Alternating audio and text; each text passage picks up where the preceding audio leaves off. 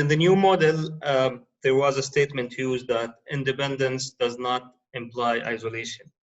I mean, Exactly. was this statement enough to describe, if you want, the collaboration and the coordination among the three lines of defense, especially between the internal audit and management? Yes, I think so. I believe that that statement is very powerful. And I like it because for many years I've been advocating that very concept, the idea that although we're supposed to be independent both in our presence structurally within the organizational chart, and also in terms of our mindset, so that we are objective in our work as well. But that does not mean that we need to remove ourselves so much from the organization that we don't know what's happening, we don't understand the drivers, the challenges, the opportunities, and we're not interacting sufficiently, formally, informally, in terms of what we do, and also just informal interaction, communication, reaching out, being part of the organization community. We need to maintain that independence in terms of our placement and in terms of our mindset, but it does not imply isolation. We need to be part of the organization so we can become more active and more effective contributors. Great. And I mean, similarly, regarding the definition, they use the words of trusted advisor and strategic partner, but there's no real description in the document or anywhere that really defines what do we mean by this. Very good observation and great question. Yes, I agree. It does not provide a lot of clarity around what that means in action. How do we go about doing that?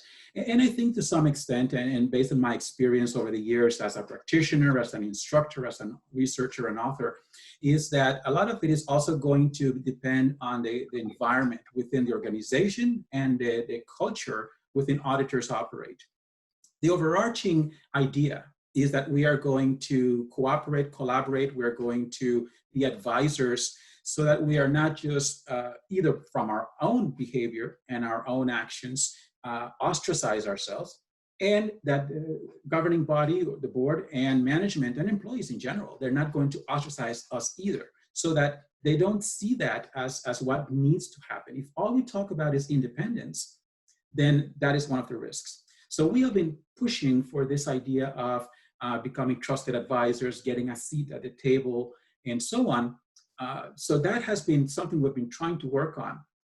I believe that every organization needs to find the best way to do that, but we need to make sure we keep that conversation going so that we find multiple avenues to do it, so that we can then be seen as part of the organization and invested personally in the success of the organization, so that they are asking us for our insight, our suggestions, our advice, and of course, our audits, but that we're not only, from our perspective, reaching out to them when we need to do a review, but also that they reach to us because they see us as advisors. We have this clarity of thought, we have this expertise, our competencies, our history, our history of contributions that makes us the kinds of people that they want to consult with.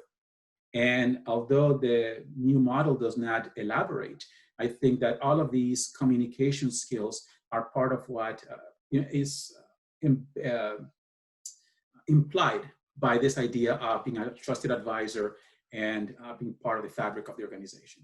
Regarding the ERM function, in the new model, it was clearly, if you want, described or placed under the management directly in the second line. At the same time, we see in different countries around the world that internal audit is still managing the ERM, and even sometimes the risk management, they call it the risk management function. So how, under this model, internal audit departments can deal with the situation?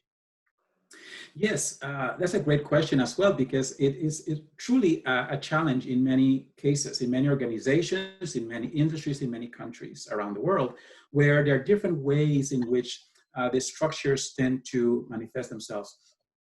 I believe that in general, the risk management function should reside within the second line, and that internal audit should remain that independent, as I already explained as well, but independent assurance and advisory function that can then collaborate and cooperate, communicate with that risk management function, whether it's risk management, ERM, enterprise risk management, or however it is called, but that we work with them because together we can accomplish quite a bit in that regard. But when we combine the two, I believe it creates some challenges, especially if it is not just a facilitative role that we play, just collecting information in terms of risk, keeping those risk registers and so on, which even then I would much rather see it in an independent risk management unit or function. But when we go beyond just that facilitation, some training and orientation for employees and so on, when we go beyond and we start becoming decision makers, because that's in many cases the role of the chief risk officer. So when you overlap the two and you combine them, then now we have the chief audit executive who is also the chief risk officer and has decision-making responsibilities, is going to be accountable for results, and in many ways will also need to monitor what's going on. At that point, I believe we have a challenge when it comes to independence and objectivity. Interestingly enough, to that question, the new model actually has a caption in there that describes that scenario.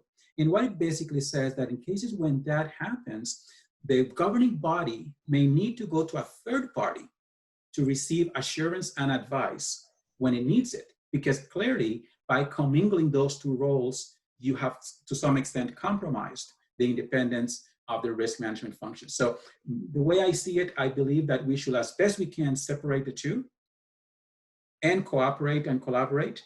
But if we cannot do it, and for a variety of reasons, then I believe then we should probably follow that advice, which I've been giving to my colleagues for a while now, that they need to probably look at a third party who can then provide that assurance.